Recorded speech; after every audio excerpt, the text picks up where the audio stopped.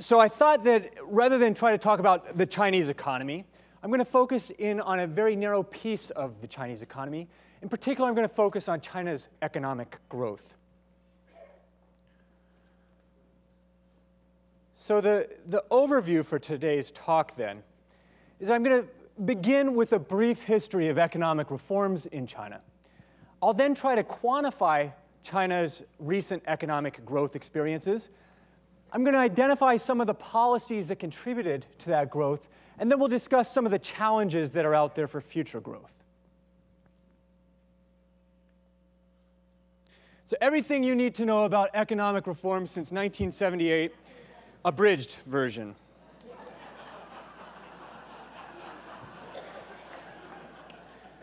So between the founding of the People's Republic in 1949 and 2002, China has had three primary leaders, the tenure of each characterized by a definitive economic policy. Under Mao, you had a catastrophic attempt at self-sufficiency through industrial and agricultural communes. Deng Xiaoping's gradual, pragmatic economic reforms and the opening of the economy. And under Jiang Zemin, oversight of the spectacular trade and investment-driven growth that so captivated coastal China. Now, economic policy under Deng really focused on the four modernizations. This was proposed by Zhou Enlai in 1975, but really championed by Deng in the early 80s. And this led to the most rapid development of a sizable emerging economy in history. The program focused on agriculture, on industry, on science, and on national defense. And this aimed at reversing Mao's disastrous and destructive program of economic self-reliance. By participating in foreign markets, this enabled China to earn foreign exchange for investment, to acquire advanced technologies, to gain management skills, and to accelerate their economic development. The structure of industry underwent a profound transformation during this time. Prior to the modernization program, output was dominated by a monolithic state machine under central control. Under reforms, however, enterprises established by local governments began to chip away at the state's dominance. Joint ventures between domestic interests and foreign firms further eroded this. At the same time, the profile of industrial output changed, shifting prominence from heavy industry to light manufacturing. We also had rudimentary commercial banking set up. In 1978, the central bank officially split apart from the Ministry of Finance, nominally at least, separating fiscal and monetary policy. Four new banks were founded, each with its own portfolio, each trying to capture a part of China's banking transactions, and eventually these banks would go on to compete with one another. Special economic zones were established along the eastern seaboard to facilitate China's integration into global trade flows. Incentives were structured to funnel foreign direct investment into manufacturing for export. FDI surged, and foreign firms seeking to exploit China's huge and relatively skilled labor pool, and also their fixed exchange rate pulled in. Of course, the real prize was on China's huge domestic market, but that would come later.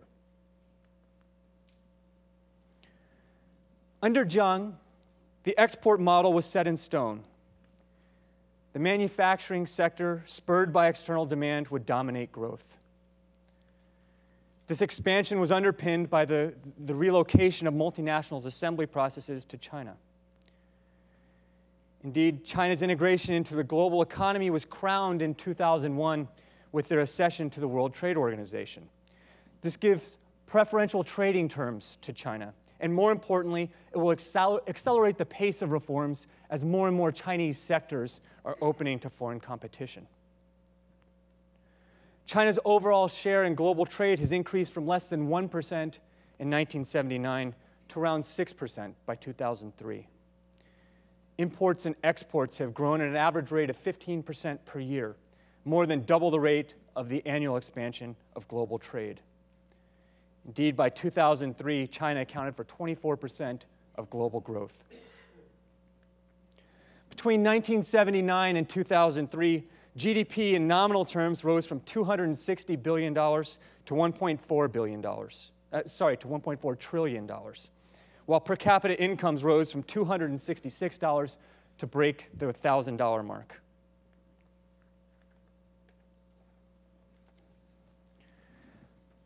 Current President Hu Jintao and Premier Wen Jiabao will not veer from this economic principles or the predecessors that really established them. They will continue to pursue core macroeconomic policy, and they will emphasize structural reform to ensure sustainable growth. Nevertheless, they have a number of substantial social problems that they have to deal with, some without obvious remedies. Still, the strong rural and technocratic background of the new leadership clearly delimits the priorities of the fourth generation, and their economic performance so far has been very strong. So how do we quantify China's economic performance? Well, for many economists, economic growth is synonymous with growth of GDP, so that's where I'm going to start. After all, GDP is the total value of goods and services produced within the country, so this seems like a reasonable metric to consider. So China's GDP in 2005 hit the $2.3 trillion mark. There's an asterisk there, which I'll explain in just a moment. It's the sixth largest economy in the world after overtaking Italy last year. And as Michael mentioned and others have mentioned, it's poised to overtake France and possibly the UK to become the fourth largest. Since 1978, China's real GDP growth has averaged 9.4% per year, which is really astounding. GDP per capita in 2005 is $1,700. This puts China squarely in the lower middle income range. But in terms of purchasing power parity, which reflects buying power, per capita income rises to $7,500. Indeed, in purchasing power parity terms, China's economy is the second largest in the world. Interestingly, there's reason to believe that China's GDP figures were inflated in recent years. For example, energy consumption typically increases with rapid economic growth. And there's considerable evidence that this is true during Asia's growth spurts. For example, in Taiwan between 1967 and 1971, where the change of GDP over that 4-year period was almost 50%, energy consumption increased by 85%. There's even considerable evidence of this being true for China during an earlier growth spurt.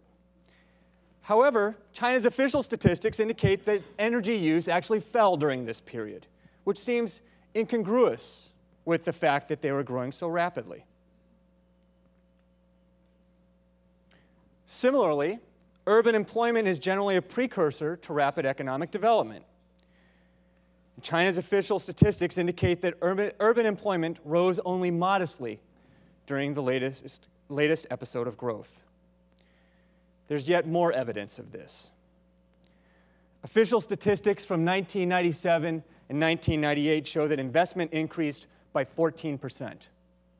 Now, in a young, emerging economy like China, where you see so much construction taking place, this is really where investment is growing. Spending on steel and on cement, probably the two largest contributors to overall investment in China at the time, rose by only 5.5% this year. More recently, in 2003, during the first 6 months, Beijing claimed an annual growth rate of 27%. Now, this is interesting because during the first 6 months of 2003, Beijing was terrified of SARS. People didn't leave their houses. So, why would the Statistics Bureau overstate growth? Well, here's one explanation, perhaps not the only one, but one explanation. National statistics are compiled from local statistics. Local statistics agencies are under the control of local governments. Local government salaries are tied to economic performance. You do the math. There is nevertheless more recent evidence and considerable evidence to suggest that statistics were in fact understated.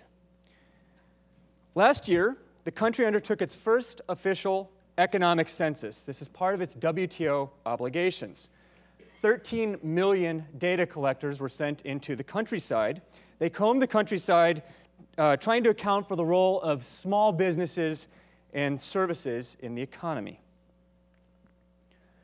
The end result was that China revised its growth statistics for 11 of the 12 past years, and they always revised them upward. Last year, in fact, GDP statistics were revised upward by 17% to $2.3 trillion, hence the asterisk in the previous slide. So why would the Statistics Bureau understate growth?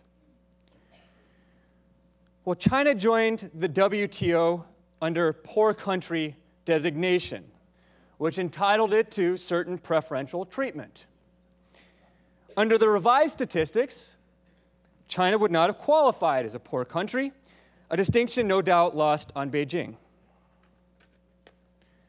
So regardless of whether you think that China's GDP growth averaged 9.5% in recent years or something lower, China is undeniably among the fastest growing economies in the world, and it has been for decades.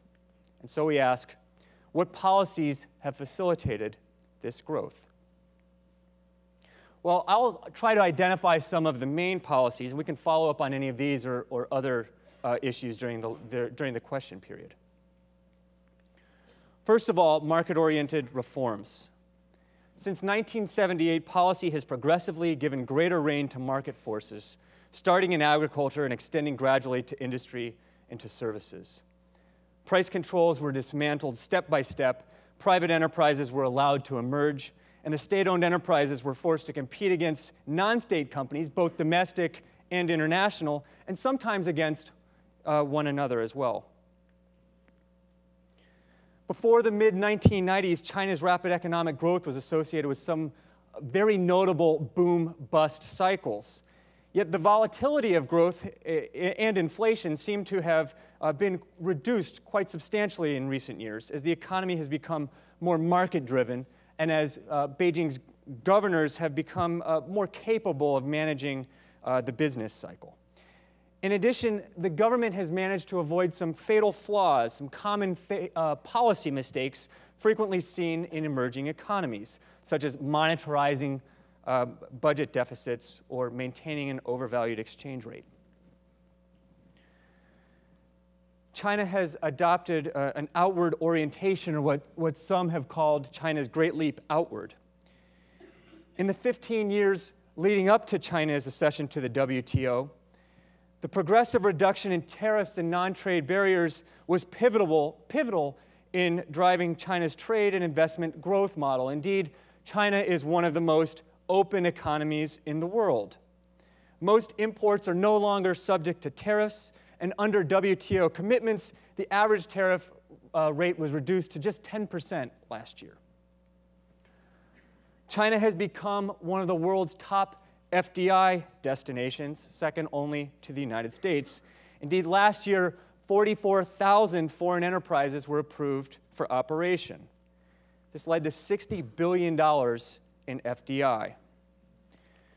WTO accession has increased China's access to overseas markets dramatically, and this, of course, has facilitated growth. China is really beginning to define private property rights. The sequence of reform began with market liberalization and followed by transfers of rights of use and rights to income. Privatization has fostered or maybe rekindled an entrepreneurial spirit that was laying dormant. In fact, in the Fortune 500, you now have over a dozen Chinese firms. However, strengthening farmers' land rights and advancing privatization in the core industries remain two important unfinished areas of business that the Chinese must deal with. So given all of this, when will China's economy surpass the U.S. economy? Well, analysts from Goldman Sachs suggests that this can happen by 2041 if China follows the right policies. Other commentators, including Oded Schenker in the Chinese Century, suggest that this could happen much sooner. I think that both of these views are very optimistic in light of some of the challenges that lay ahead. Specifically, overdue banking reforms, an inefficient and large state-owned sector, a problem with overinvestment, sluggish demand among Chinese consumers, obligations that China assumed when it acceded to the WTO, slow technological innovation, environmental challenges, demographic challenges, and social challenges. So I thought that maybe we could address some of these over the course of this talk and leave others for subsequent discussion. Let's begin with overdue banking reforms. The banking system was profoundly compromised in the 1980s and 1990s by the use of banks as an instrument of state fiscal policy. Deeply unprofitable state-owned enterprises were kept alive on credit lines. And as a result, huge stocks of non-performing loans have accumulated in the banking system, totaling, according to some private estimates, at least $500 billion. In 1999 and 2000, 4 asset management companies were established to absorb these non-performing loans. However, their record so far in resolving bad assets has been mediocre at best. The dysfunction of the banking system has stunted the development of a real credit culture in addition to all the above. On an optimistic note, in December of 2003, $45 billion of capital was injected to 2 of the state banks. The aim here was improving risk assessment, improving transparency, reorienting them to commercial lending, and provisioning against non-performing loans. These 2 banks are slated to be taken public, and others will likely follow. Where's my cursor? China's sluggish demand. Well, the good news is that the Chinese are indeed spending more than they used to. There are now 59 washing machines per 100 households, up from 1 in 1985. The number of Chinese traveling abroad rose to 29 million last year, up 43%. But Chinese saving is growing even more rapidly. Indeed, even though China is investing at the staggering rate of 50% of GDP, it is still running a net savings surplus, a situation which is enviable for many Americans. And this surplus is growing. And the government has adopted many types of policies to try to encourage household consumption, but this has really achieved very modest success. Thus, despite exports and investment positing around 30% growth since 2003, retail sales has remained strangely stable. The heavy blue line here, which is virtually horizontal, is the growth of real retail sales. So what's happening here? Well, Chinese households have not changed their consumption patterns fast enough to catch up with their increases in income. This is largely attributable to concerns about unemployment, to high school fees, to high health costs, and to the lack of pensions. Moreover, the one-child policy has made it harder for people to rely on their children as a source of support in old age, and this further contributes to thrift. Furthermore, both private and state-owned firms are flush with cash, so their savings has risen sharply. Corporate profits have soared thanks to rapid growth, low interest loans, rising productivity, and cuts in employee benefits. Indeed, China's firms are now bigger savers than China's households.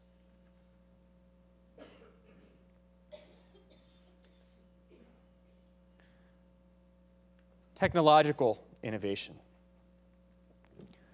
Because China's businesses are at the mercy of political favor, and because private entrepreneurs are starved of capital, long-term research and development has been discouraged in China. Instead, unsustainable price wars have been used to grab market share. Nor has China really benefited from as much as it might have from technology transfer or spillovers, despite the scant legal protection offered to intellectual property. Now, examples exist, of course. There are plenty of companies that went into joint ventures in China and lost their shirts.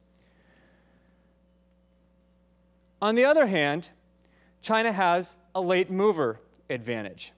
It has the ability to get things right where others got them wrong. Consider, for example, China's shying away from the Korean model of having the jabal run large businesses.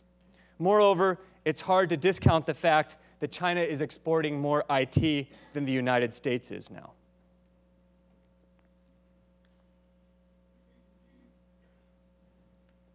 Demographic challenges. Demography, it turns out, has played a big role in the growth statistics as the share of workers in the population has risen in recent years. Indeed, if you consider GDP per worker instead of GDP per capita, China's growth statistics are not nearly so impressive. This trend will soon end, however, as the one-child policy begins to affect China's workforce. Indeed, the labor force will begin to decline by 2012. As a result, China will become the most rapidly aging country in the world, or at least among them. And China's average GDP growth rate may be trimmed by as much as 1 percentage point per year. Welfare commitments are already huge, but they will exert a larger strain on national finances as they grow over time. The pension system is currently a pay-as-you-go system, in as much as it exists at all, with current contributions financing current payouts. Transition to a fully financed individual accounts system could absorb more than 70% of GDP over the next 75 years, a situation that we in this country are familiar with. If we look at China's population pyramids, this is the population pyramid from 2000, and you can see there's already an emerging decline in China's population, and people are starting to wonder, where is the support for the elderly going to come from when they retire? Fast forward to 2050, and there simply aren't enough children being born to support retirees. Sorry, this is 2025. Now fast forward to 2050, and you will have an equal number of retirees and people in the workforce. That's a real challenge for China's future growth. Let's talk about some of China's social challenges then. Between 1995 and 2002, state-owned enterprise employment was cut by 48%, putting about 36 million people out of work. Well, unfortunately, the state-owned enterprise problem has not been resolved, and the prospects of additional layoffs persist. The government has struggled to maintain adequate job growth for tens of millions of laid-off workers. And on top of all of this, you have about 100 million surplus workers from rural areas who are adrift between villages and cities, many of whom are subsisting through part-time, low-paying jobs. So you have unemployment and a huge transitional workforce that is desperately looking for work. 150 million Chinese fall below international poverty lines, 106 million of whom, according to World Bank estimates, earn less than $1 per day. 96% of rural households have no medical insurance. 38% of rural households cannot afford to go to see the doctor when they fall ill. Inequality is a large and growing problem in China. Now, economic theory suggests that as an economy grows wealthy, first inequality will rise and then fall. But the question for China's poor is, how long do they have to wait? growth has largely been confined to the coastal areas. In this chart, you can see that the red provinces are those that have the highest incomes per capita. The darker blue is lower incomes per capita. So really, economic growth has been confined to coastal areas. Private estimates posit that 345 million people are going to migrate from rural areas to coastal areas over the next 25 years. This is a population that is equal to pre-transition Europe's. The richest 10% of the population has 18 times the income of the poorest 10%. They're the ones shopping at Beijing Bentley. Per capita income is 20 times higher in Shenzhen than it is in Guizhou, and the distribution of income is less equal than it is in Canada, than it is in the UK, even than it is in the US. That's fairly startling for a socialist state. Yet the government is caught in a bind. It needs the export sector to continue booming in order to absorb surplus labor, but it is aware that the rapid growth in recent years has opened fractures that could grow even wider.